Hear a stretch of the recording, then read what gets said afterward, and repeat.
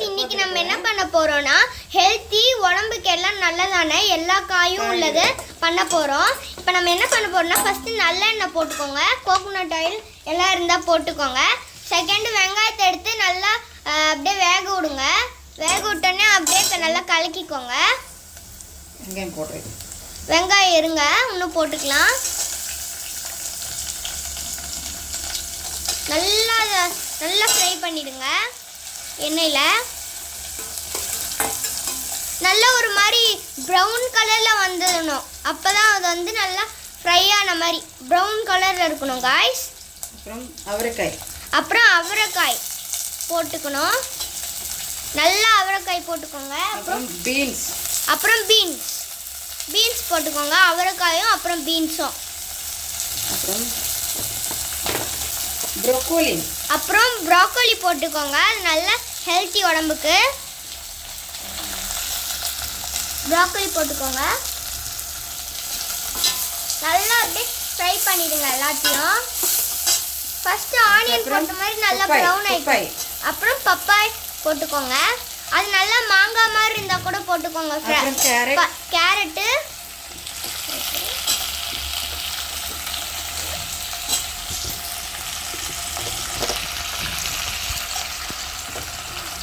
போட்டுக்கோங்க. அப்புறம் மாங்காய் போட்டுக்கோங்க. மாங்காய் கொஞ்சம் பெரிய பெரிய பீஸாவே போடுங்க. மாங்காய் கொஞ்சம் பெரிய பெரிய பீஸாவே போட்டுக்கோங்க, சின்னதாக போட வேணாம்.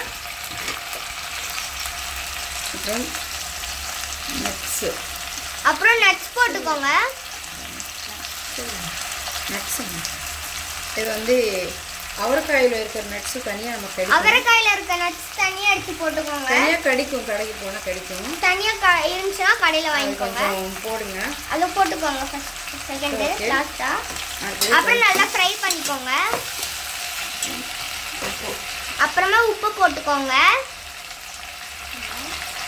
அதுக்கப்புறம் மல்லித்தூள். அப்புறம் மல்லித்தூள் போட்டுக்கோங்க, 1 ஸ்பூன் 2 ஸ்பூன் மல்லித்தூள் போட்டுக்கோங்க. உப்பு 1 கைப்பிடி போட்டுக்கோங்க. உப்பு 1 பிடி போட்டுக்கோங்க கையில்.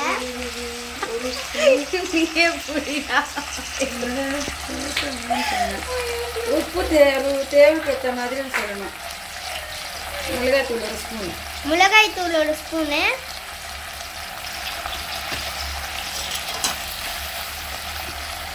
உப்பு உங்களுக்கு தேவையான அளவுக்கு நீங்கள் எவ்வளோ வேணால் போட்டுக்கோங்க, உங்களுக்கு தேவையான அளவுக்கு. உப்பு உங்களுக்கு வேணாம்னா கம்மியாக போட்டுக்கோங்க, இல்லை வேணாம். தண்ணி எங்கே பூஜா போட்டுக்கோங்க, நல்லா ஃப்ரை பண்ணிக்கோங்க. Deep fry. லைட்டாக கொஞ்சம் நேரம் ஃப்ரை பண்ணி அந்த பச்சை ஸ்மெல்லு போகிற வரைக்கும் பண்ணிக்கோங்க, அவ்வளோதான். தண்ணி ஊற்றிக்கோங்க.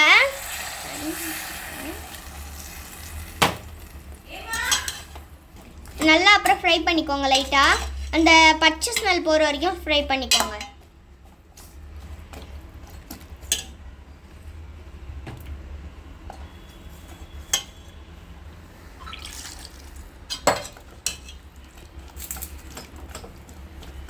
ஓகே, கொஞ்சம் நேரம் மூடி வைக்கலாம். கொஞ்ச நேரம் மூடி வச்சுக்கோங்க.